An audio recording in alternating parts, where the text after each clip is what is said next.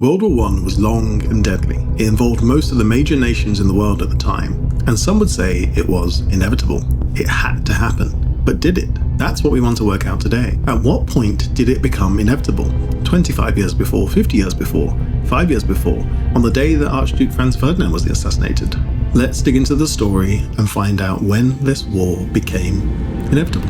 It's 1871, and in the beginning, all the empires were mostly happy with each other. Britain is off dominating the world and mostly doesn't care about Europe. France is trying to do the same thing, but isn't going quite as well yet. Russia was growing rapidly. Germany has just unified. Austria-Hungary was crumbling at the edges, but was still a grade A great power. Let's put all of those on a map. Notice Germany's position. Yep, surrounded on all sides by another great power. Let's go through them and what Germany decides to do about all of them. First, France.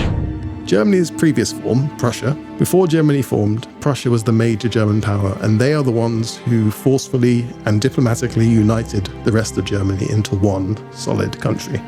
And they had absolutely destroyed France in a war just before Germany formed. And as a result, France was isolated. It didn't really have any allies or friends that it could rely on. And Germany wants to keep them that way, so they can't become a threat. As we've already seen, Britain does not want to get involved in European disagreements. Surprise, that won't last. So Germany can ignore them for now.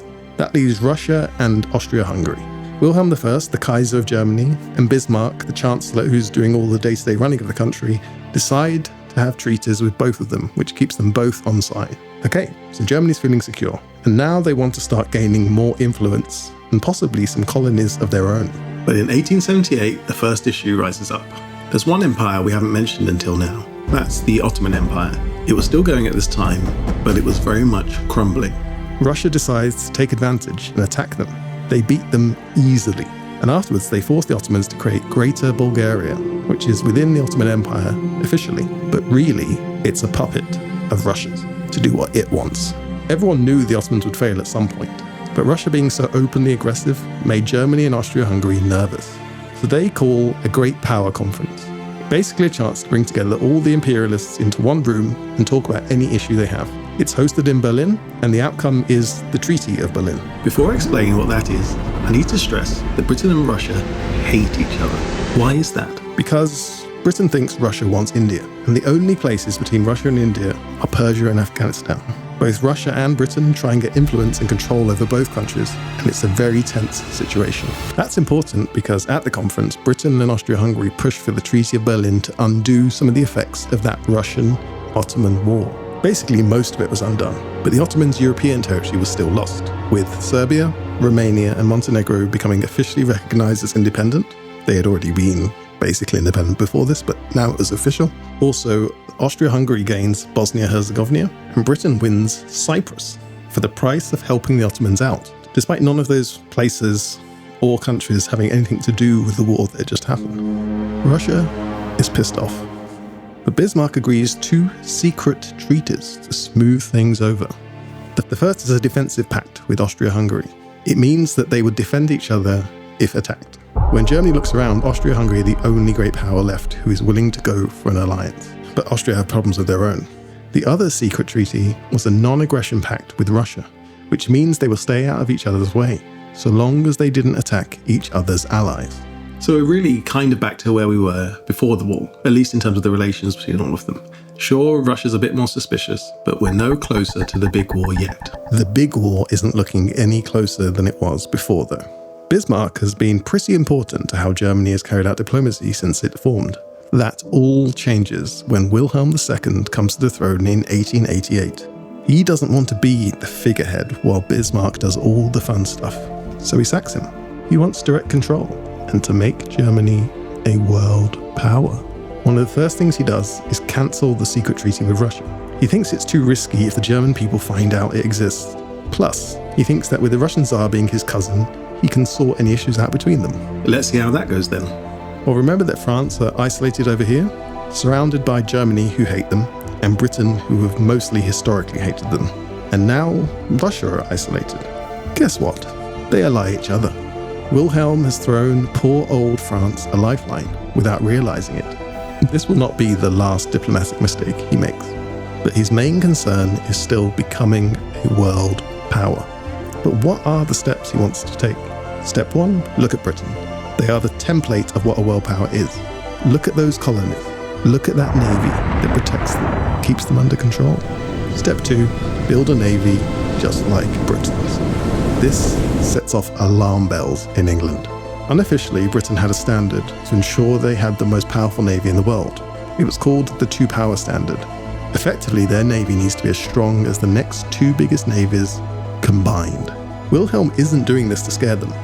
Instead, he thinks that if Germany chip away at that two-power standard, Britain will want to work with their German brothers. This does not happen. Britain can only think that Germany wants to take its empire, just like Russia does. A naval arms race starts. So Britain is a bit rattled, but we're still nowhere near to World War I being inevitable, yet.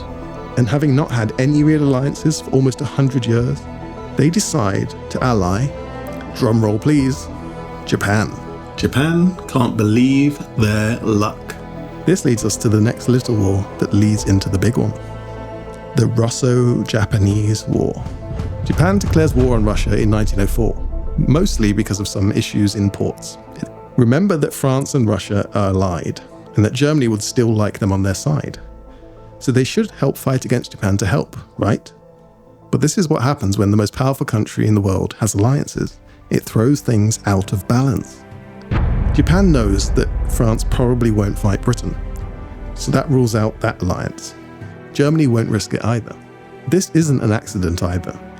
Remember that Britain hates Russia, so they're indirectly helping Japan to beat them. And to make sure that France doesn't get involved, France and Britain come to a little arrangement. It's called the Entente Cordiale, an attempt to bring the two countries together at last. Initially, the focus is on their colonies, especially North Africa. France will get Algiers and Morocco under their sphere of influence. Britain will get Egypt. Nice and easy. This will have consequences. France leaves Russia to lose to Japan. Russia is a little bit isolated. Now, if you know how the alliances work out at the beginning of World War I, you're probably a bit curious as to how they get from where they are now to where they are then. Let's find out. First, let's check back in on the arms race between Britain and Germany. In 1905, Britain invents the Dreadnought, a ship so powerful it makes any older ship obsolete. You'd think that would be game over for Germany, but actually it's the opposite. With a new type of ship they can start building at the same time as Britain, they can keep up to the same standard. Wilhelm has another problem there. The Entente Cordiale was very strange. Britain doesn't get involved in European issues to this level. Also, they historically hate France. He needs to make them fall out, and he decides Morocco is the place to do it. Wilhelm shows up at Tangier. He gives a speech supporting Morocco's independence, says that no people should have to be colonized by others, which is rich.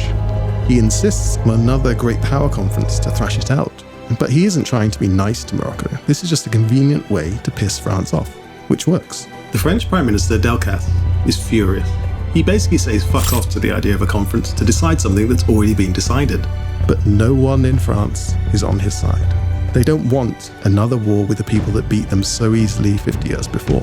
He resigns, and everyone meets up for another conference. Wilhelm and Germany have France exactly where they want them. But at the conference, there's a problem.